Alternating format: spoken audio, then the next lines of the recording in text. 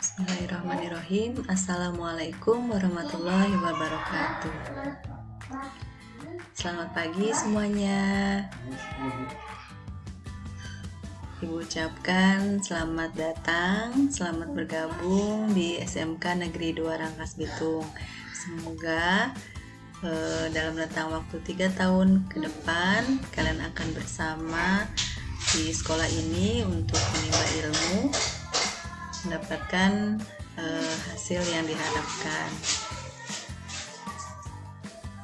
Baik, anak-anakku yang ibu banggakan, pada kesempatan pagi ini di kegiatan masa pengenalan lingkungan sekolah, ibu akan memberikan materi tentang kurikulum satuan pendidikan dan metode pembelajaran SMK Negeri 2 Rangkas Bitung.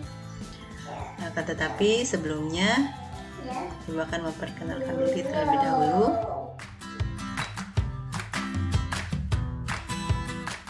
Nama ibu Leli Natalia SPD. Di SMK Negeri 2 Rangkas Bitung ini ibu mengajar mata pelajaran bahasa Inggris. Kemudian ibu juga mendapatkan tugas tambahan sebagai wakil kepala sekolah bidang kurikulum. Nah, sebelum kita memaparkan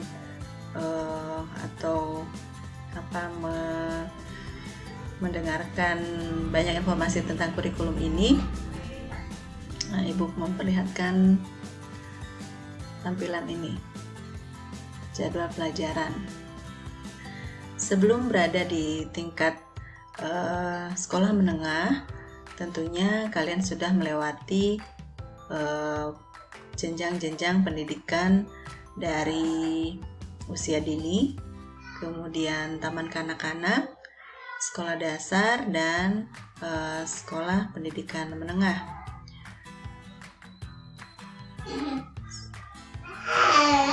Dalam perjalanannya di sekolah itu tentunya kalian selalu berhubungan dengan jadwal pelajaran, karena siswa tugasnya belajar, ya, maka sekolah di sekolah itu diaturlah jadwal pelajaran tersebut oleh bidang kurikulum. Jadi apa saja yang akan dipelajari, apa saja yang akan dimaksimalkan dalam proses kegiatan belajar mengajar di sekolah tersebut. Nah, itu adalah tugas dari kurikulum. Kita bahas lebih lanjut ya. Kurikulum itu apa sih? Kurikulum itu ternyata adalah perangkat mata pelajaran dan program pendidikan yang diberikan oleh suatu lembaga penyelenggara pendidikan, yang dalam hal ini tentunya adalah sekolah, yang berisi rancangan pelajaran yang akan diberikan kepada peserta didik dalam satu periode jenjang pendidikan. Nah, sekarang kalian posisinya adalah kelas 10. Kemudian 1 tahun ke depannya nanti akan bertahap lagi menjadi kelas 11 dan kelas 12. Nah, itu sudah diatur oleh kurikulum. Pembelajarannya apa saja yang akan dilalui oleh masing-masing jenjang tersebut. Kurikulum yang digunakan di SMK Negeri 2 Rangkas Bitung adalah kurikulum 2013 revisi, serta spektrum keahlian dan struktur kurikulum SMK tahun 2018. Nah, berbicara tentang kurikulum 2013, ibu yakin kalian sudah mengenal, karena di SMP juga pasti sudah menggunakan kurikulum 2013 atau yang sering disebut K13 gitu ya. Nah, apa sih K13 itu? Nanti kita pelajari di sini lebih lanjut. Oh iya, pastikan nanti kalian mendengarkan kemudian memahami apa yang ibu sampaikan di sini, karena nanti akan ada tes atau kuis yang berkaitan dengan materi yang ibu sampaikan. Nah, tadi disebutkan ada spektrum. Spektrum untuk SMK itu adalah acuan dalam pembukaan dan penyelenggaraan bidang atau program atau paket keahlian pada SMK. Seperti kemarin ketika kalian daftar kan ditanya mau pilih jurusan apa, mau pilih paket keahlian apa.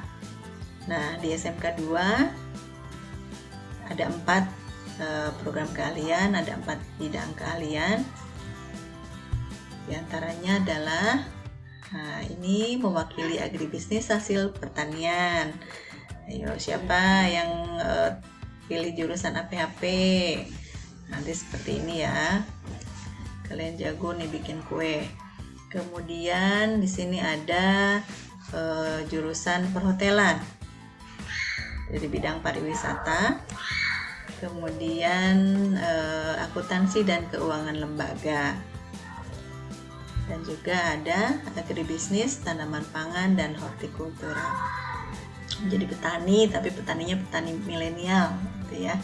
Petani yang punya ilmu dan teknologi untuk mengembangkan pertaniannya biar lebih maju lagi. Nah, selain spektrum tadi disampaikan juga struktur kurikulum. Jadi struktur kurikulum itu adalah penggambaran isi dari mata pelajaran apa saja, kemudian distribusinya berapa lama, durasi jam pelajarannya dalam 1 semester atau tahun, kemudian beban belajarnya dari masing-masing mata pelajaran tersebut. Tentunya sudah diatur sedemikian rupa. Nah, struktur kurikulum di SMK memuat 3 muatan, yaitu 1 muatan nasional, kemudian yang berikutnya muatan kewilayahan, dan yang terakhir muatan peminatan kejuruan. Nah, yang muatan peminatan kejuruan itu kalau diistilahkannya adalah mata pelajaran produktif yang berhubungan dengan jurusannya. Itu terdiri dari C1 dasar bidang keahlian, kemudian C2-nya dasar program keahlian, dan C3-nya kompetensi keahlian. Seperti apa? Bisa lihat di sini. Nah, ini pembagiannya. Ini merupakan penggambaran dari struktur kurikulum yang ada di SMK untuk bidang keahlian agribisnis dan agroteknologi. Pada kompetensi keahlian agribisnis tanaman pangan dan hortikultura. Nah, jadi yang membedakan adalah di muatan peminatan kejuruan.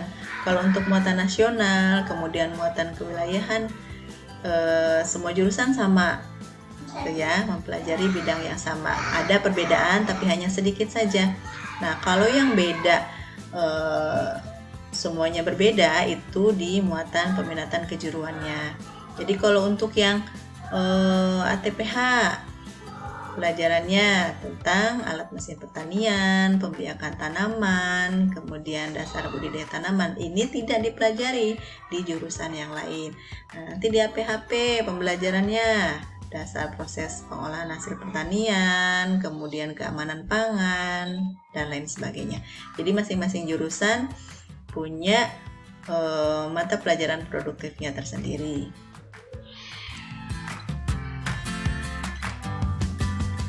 Nah, kembali lagi ke pembahasan tentang kurikulum 2013.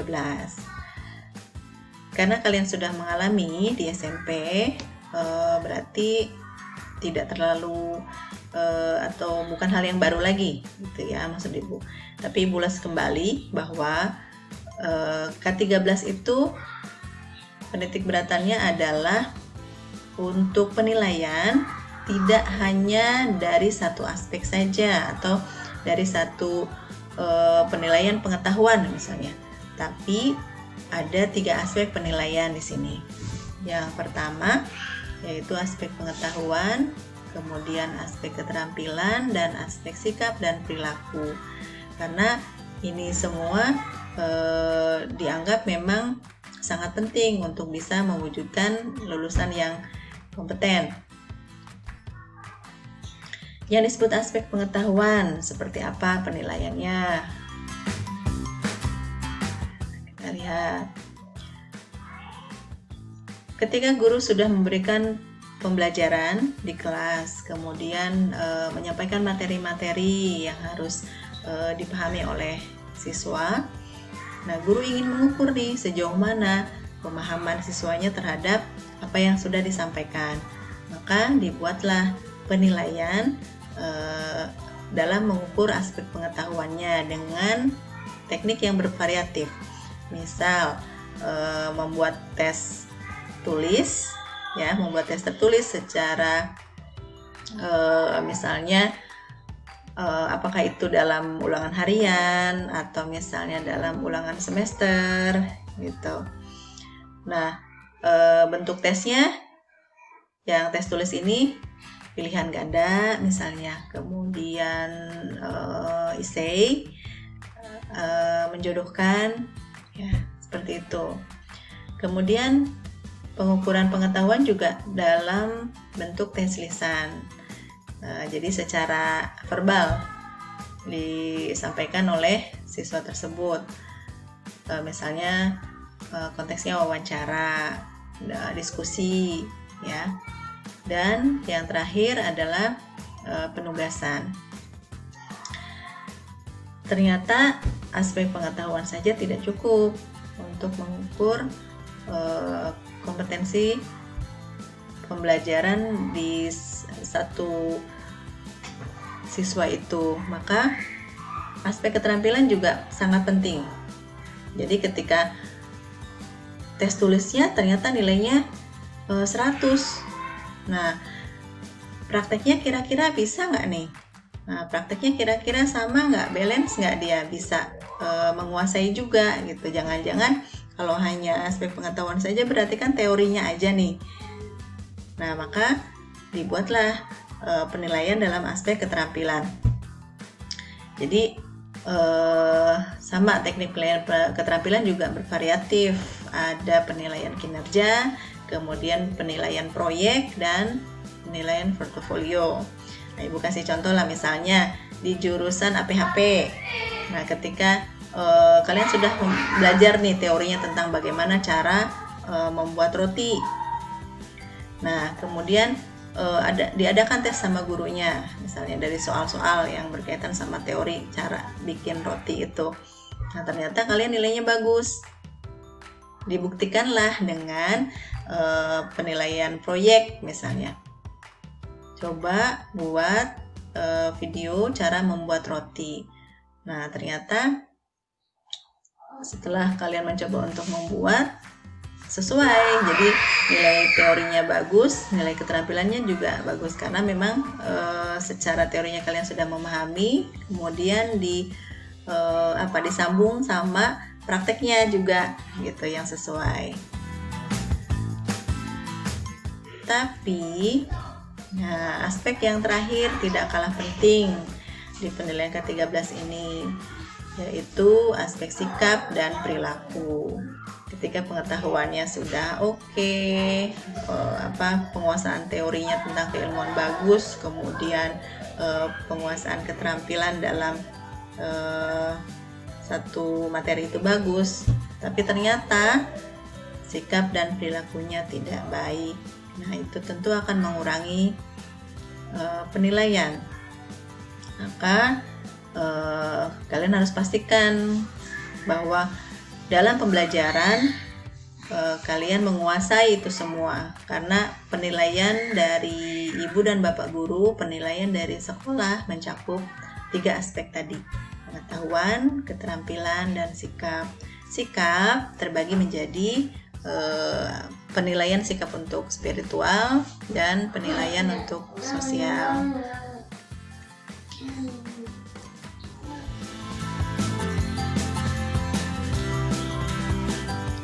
Ibu akan memperlihatkan di sini kompetensi keahlian di SMK Negeri 2 Rangkas Bitung apa saja, kemudian kegiatan yang dilakukan di masing-masing bidang tersebut.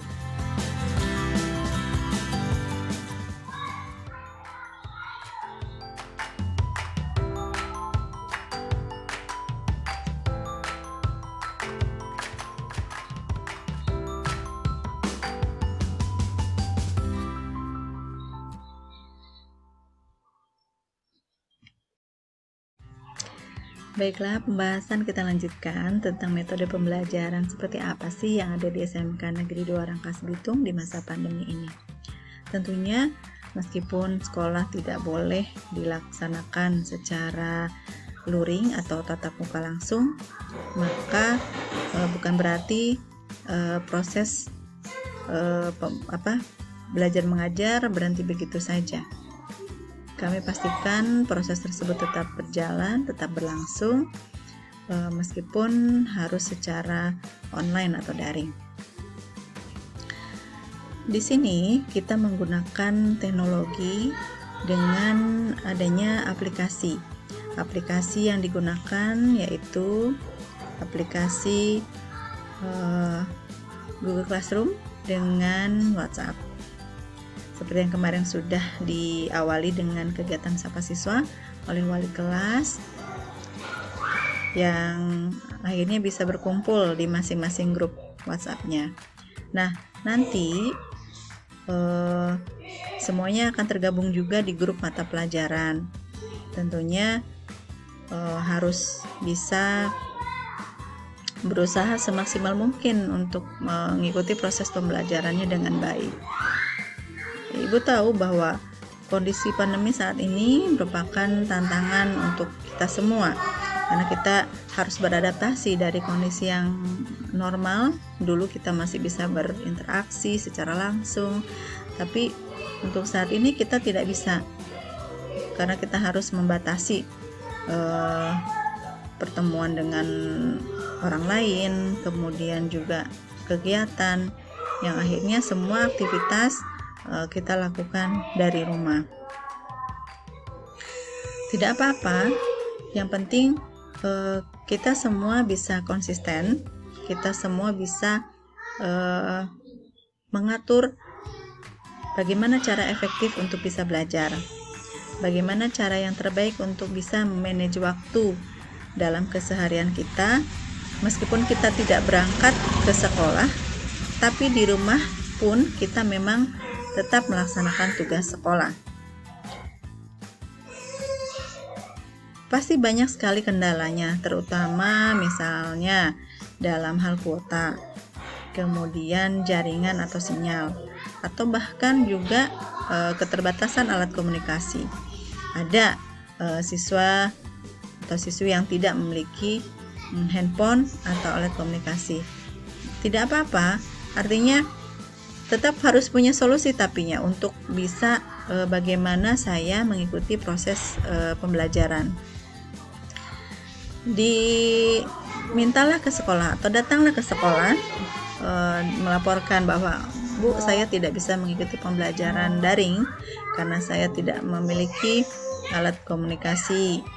Nah, sekolah akan memfasilitasi dengan memberikan tugas-tugas, nanti akan print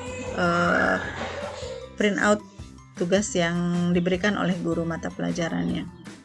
Artinya semuanya tidak ada yang cuek gitu, semuanya peduli dengan apa yang sudah diprogramkan oleh sekolah, dan semuanya akan mendapatkan hasil yang baik.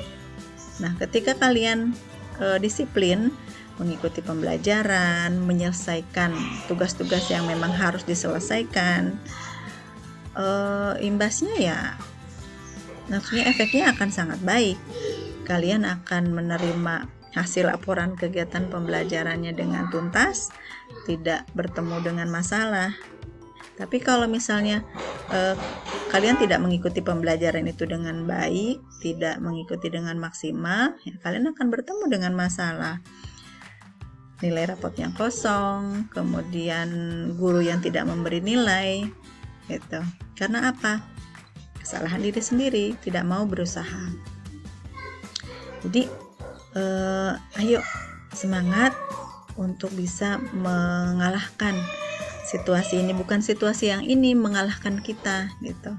Tapi kitanya harus bisa bergerak maju, meskipun sulit untuk bisa berlari cepat gitu ya. Artinya kalian mungkin tidak bisa sepenuhnya memahami karena pembahasan dari guru terbatas, tapi kalau mau mencoba sepertinya tidak begitu sulit, karena